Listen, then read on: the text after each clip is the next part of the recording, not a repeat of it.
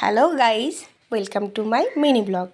তো আজকে আমরা সকাল থেকে আমি আর আমার মেয়ে গেছিলাম কাটোয়ার কার্তিক লড়াইয়ের কিছু কার্তিক ঠাকুর আর তার প্যান্ডেল দর্শন করার জন্য। যদিও আজকে কার্তিক পুজো নয়, তাও আজকে কিছু কিছু জায়গায় প্যান্ডেল হয় বা হয়ে গেছে বা ঠাকুর চলে এসেছে, সেই সবগুলো আমরা দেখে এসেছি। কাল থেকে কার্তিক পুজো, কালকে কার্তিক পুজো শুরু, পরশু দিন কার্তিক লড়াই। তো এখানে কাটোয়াতে এই কার্তিক লড়াই দেখার জন্য অনেক জায়গা থেকে অনেক মানুষ আসে, তারা সবাই দেখে।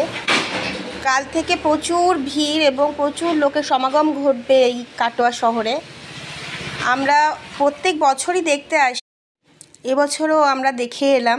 আপাতত দেখা হলো কিছুটা সকালে, যেহেতু ভালো রোদের মধ্যে দেখতে পাচ্ছিলাম না, খুব গরম লাগছিল। চলুন তাহলে এইটুকুনি দেখা হলো, আবার পরে যদি যাই অবশ্যই আপনাদের সঙ্গে শেয়ার করব।